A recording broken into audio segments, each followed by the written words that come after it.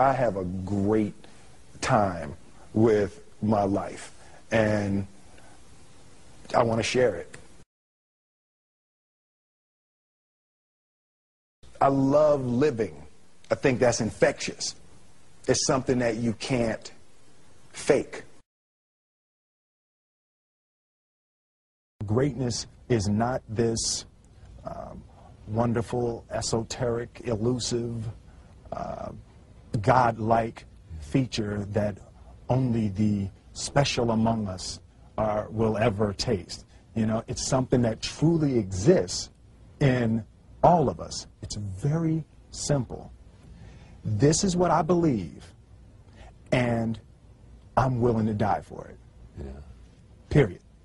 It's that simple. I know who I am, and I know what I believe. I know who I am, I know what I believe. That's all I need to know. And that's all I need to know. So from there, you do what you need to do. Yeah. You know, and I think what happens is we make the situation more complex than it has to be. Because we're looking for complexity. There's got to be Absolutely. something complex to understand. It can't be that easy. No.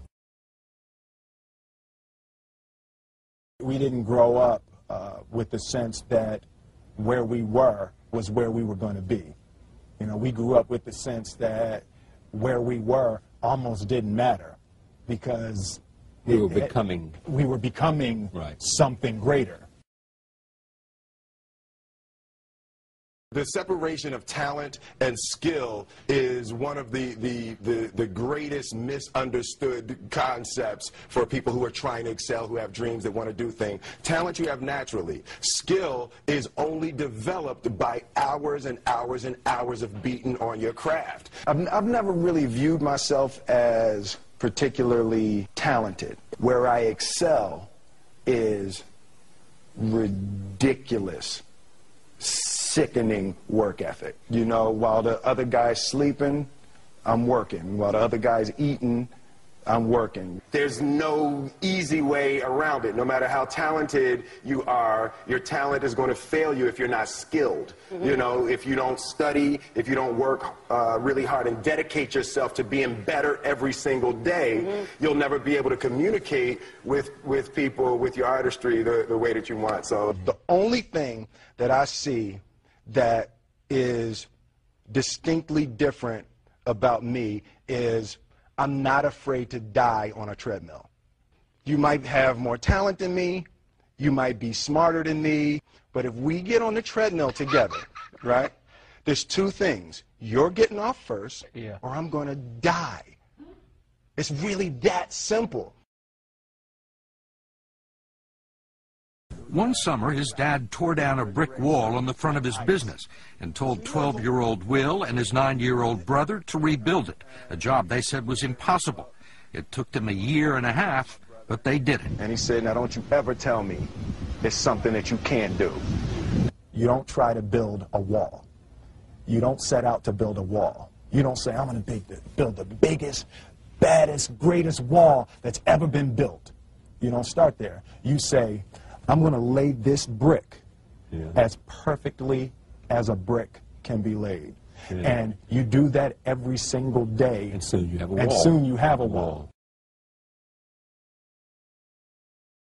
You know, it's an idea that my grandmother always had, that if you're going to be here, then there's a necessity to make a difference. She always instilled the responsibility, the spiritual responsibility that you have to make every group you come in contact with better.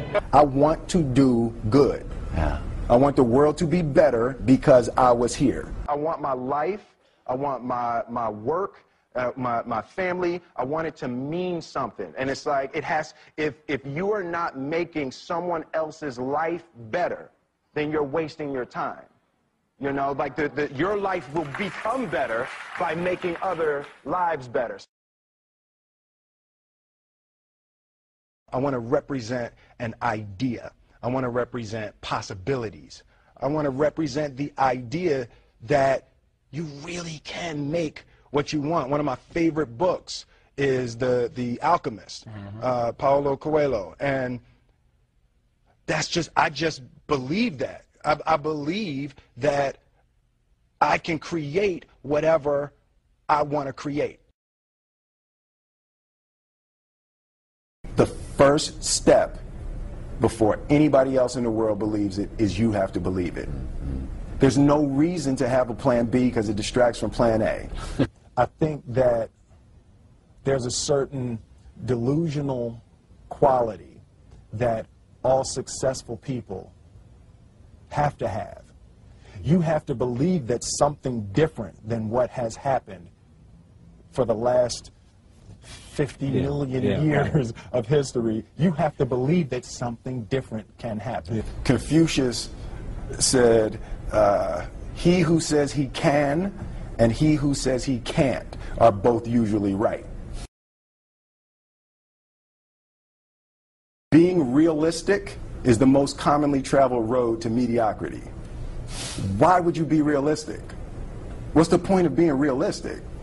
Just put up a barrier.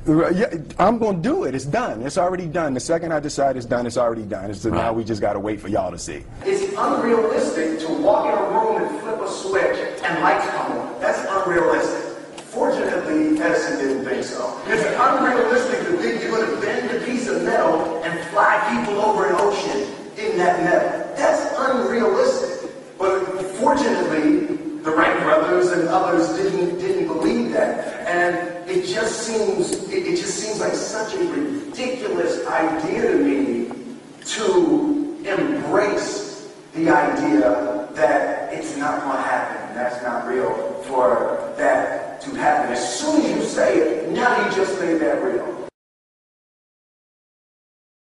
Our thoughts, our feelings, our dreams, our ideas are physical in the universe. That if we dream something, if we picture something, if we commit ourselves to it, that is a physical thrust towards realization that we can put into the universe. That the universe is not a thing that's going to push us around. That the world and people and situations are not something that are going to push us around. That we are going to bend the universe and command and demand that the universe become what we want it to be. I study the patterns of the universe. There's a redemptive power that making a choice has, you know, rather than feeling like you're at effect to all the things that are happening. Make a choice, right? You just decide what it's going to be, who you're going to be, how you're going to do it. Just decide.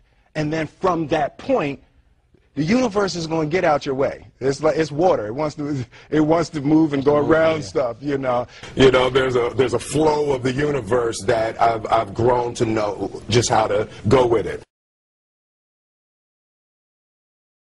I realize that to have the level of success that I want to have, it's difficult to spread it out and do multiple things. It takes such a desperate, obsessive focus. You really got to focus with all of your fiber and all of your heart and all of your creativity.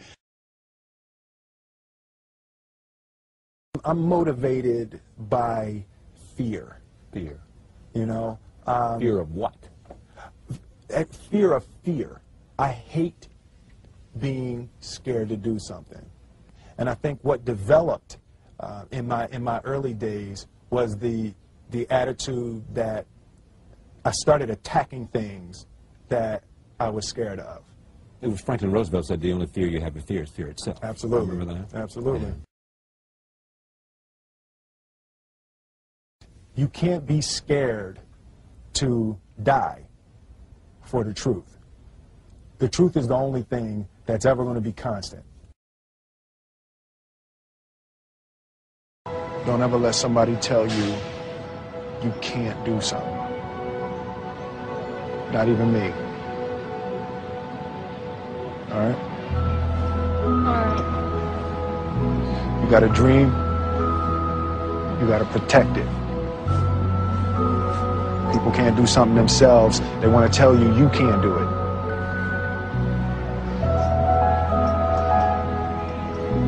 You want something, go get it. Period.